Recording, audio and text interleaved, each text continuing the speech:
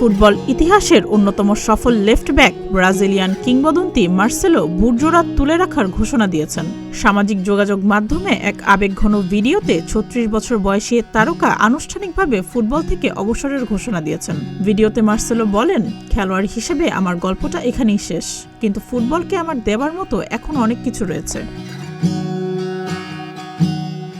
দীর্ঘ ১৯ বছরের ক্যারিয়ারে ৫টি উয়েফা চ্যাম্পিয়ন্স লিগ, ৬টি লা লিগা সহ অসংখ্য শিরোপা জিতেছেন মার্সেলো। ২০০৭ সালে মাত্র ১৮ বছর বয়সে ফ্লুমিনেন্স থেকে রিয়াল মাদ্রিদে যোগ দেন তিনি। এরপর ১৫ বছরেরও বেশি সময় কাটিয়ে ২০২২ সালে মাদ্রিদ ছেড়ে যান মার্সেলো।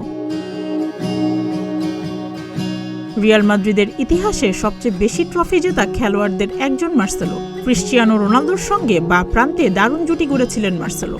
রিয়াল মাদ্রিদের ইতিহাসের অন্যতম সেরা খেলোয়াড় হিসেবে তার নাম ইতিহাসে লেখা থাকবে।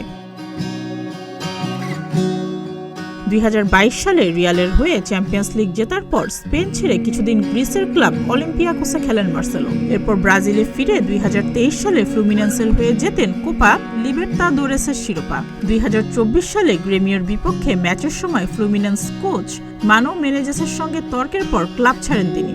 এরপর ফুটবল থেকে কিছুটা দূরেই ছিলেন মার্সেলো। মার্সেলোর অবসরের খবরে তার ক্লাব ক্যারিয়ারের দীর্ঘদিনের সঙ্গী ক্রিস্টিয়ানো রোনালদো আবেগ আপ্লুত হয়ে বলেন, এক অবিশ্বাস্য ক্যারিয়ার। আমরা একসাথে অনেক সময় কাটিয়েছি, অর্জন করেছি নানা বিজয় এবং তৈরি করেছি অবিস্মরণীয় মুহূর্ত। তুমি একজন সতীর্থের চেয়েও বেশি, একজন জীবনের সঙ্গী। সবকিছুর জন্য ধন্যবাদ বন্ধু। জীবনের এই নতুন ধাপে তোমার জন্য শুভকামনা রইল। ব্রাজিল জাতীয় দলের হয়ে ৫৮ ম্যাচ খেলা মার্সেলো আন্তর্জাতিক অঙ্গনে বড় কোনো শিরোপা জিততে পারেনি। তবে ২০১৩ সালে ফিফা কনফেডারেশন কাপ, ২০০৮ সালে অলিম্পিকে ব্রোঞ্জ এবং ২০১২ সালে অলিম্পিকে রূপার পদক জেতেন মার্সেলো।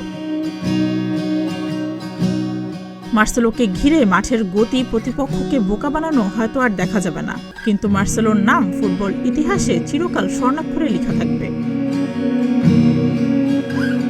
সুস্মিতা, প্রতিদিনের বাংলাদেশ।